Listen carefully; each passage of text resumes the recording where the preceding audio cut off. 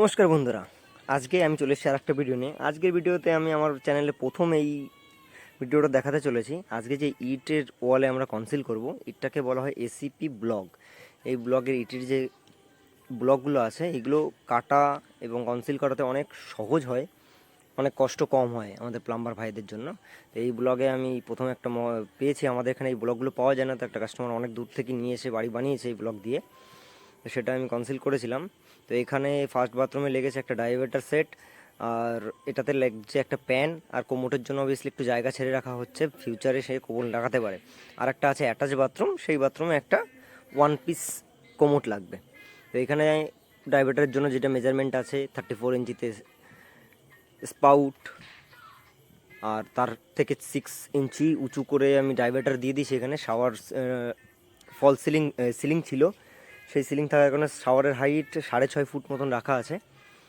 সেইভাবে সব কিছু হওয়ার পরে গ্রাইন্ডার মেশিন দিয়ে কেটে ফেলেছি, এবং ছাড়াতে খুবই সহজ, শুধু ছেনি দিয়ে ধরলেই ছাড়িয়ে যাচ্ছিল। আর পেছন কোনাটাতে একটু কলম পড়েছে, কলমটাতে একটু অনেক ছেনি হাতুড়ি দিয়ে ছাড়তে হচ্ছে, আর বাকি জায়গা তো খুব সহজেই ছাড়িয়ে গেছে।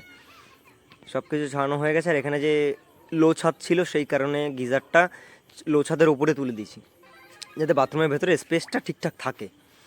সব কিছু হয়ে যাওয়ার পরে এখন এমটিএতে, আমরা সবাই জানো এমটিএ টাইট দেওয়ার জন্য সবার প্রথমে টেফলন পেঁচাতে হবে, তারপরে এমটিএর উপরে প্লাম্বার লিকুইড যেগুলো থাকে এমসিলেট সেগুলো দিলে, বা সিবিবিসি সলভেন্ট দিয়ে তুমি এমটিএগুলো টাইট দিতে পারো। টাইট দেওয়ার সময় অবশ্যই একটু চেক করে দেখবে যে টাইট যেন পারফেক্টভাবে হয়, কোনো জায়গায় কোনো লিকেজ হওয়ার কোনো চান্স না থাকে। তো সেইগুলো টাইট দেখে তারপরে নিজে স্যাটিসফাইড হয়ে তারপরেই লাগাবে। নাহলে কনসিল হয়ে যাওয়ার পরে, কারণ আমাদের এখানে যেগুলো হয় লিক চেক করা হয় না, লিক চেক হয় না, কারণ নিজের উপর এখনও যেরকম কনফিডেন্স আছে, এখনও কোথাও লিক হয়নি করতে করতে, ওই জন্য করা হয় না। কিন্তু তোমরা যদি নতুন কেউ হয়ে থাকো, সেটা একটু সাবধানে কাজটা করবে, টাইটটা ভালো করে দেবে, তাহলে তোমাদের ফিউচারে কোনো প্রবলেম হবে না। এবার ডাইভার্টার এমটিগুলো সব টাইট হয়ে যাওয়ার পরে কনসিল বাঁধবো, এবং প্যান লাগানোর কিছু পজিশনটা দেখাতে পারবো এই ভিডিওতে, কারণ আর বাকিটা প্যান লাগানো দেখানো হবে না, কারণ লোক কম ছিল, দুজন ছিলাম। প্যানের সময় মশলা দিতে হয়, জাম করতে হয়, মেজারমেন্টের ব্যাপার থাকে, দেখাতে পারি না। কিন্তু প্যান লাগানোর ডিটেলস ভিডিও যদি কেউ দেখতে চাও, আমার এই চ্যানেলেই আছে, দেখবে বেঙ্গলি ওটি প্যান লাগানোর ভিডিও, ডিটেলস ভিডিও রয়েছে, তোমাদের জন্য এই চ্যানেলে রাখা রয়েছে। তোমরা সেখান থেকে এই ভিডিওটা, প্যান লাগানোর ভিডিওটা দেখে নিতে পারবে। সবগুলো এমটি টাইট দিচ্ছি।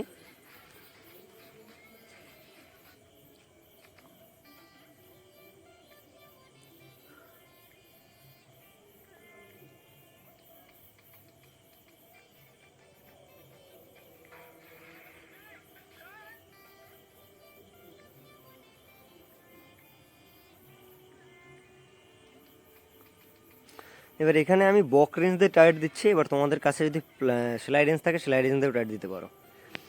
এবার ডাইভার্টার সেটিং হয়ে গেছে, এমটিএগুলো লাগানো হয়ে গেছে। এবার যেখানে পাইপটা আছে, ডাইভার্টারের ম্যাক্সিমাম লেভেল যেটা আছে, সেই লেভেলটা মেনটেন করার জন্য ডাইভার্টারের পেছনের জায়গাটা একটু কেটে নিতে হয়। তোমরা এখানে ভালোভাবেই দেখতে পাচ্ছ যে ইটটা আছে, সেই ইটটা কাটতে খুব কষ্ট কমই হচ্ছে, একদম আরামসে কেটে যাচ্ছে।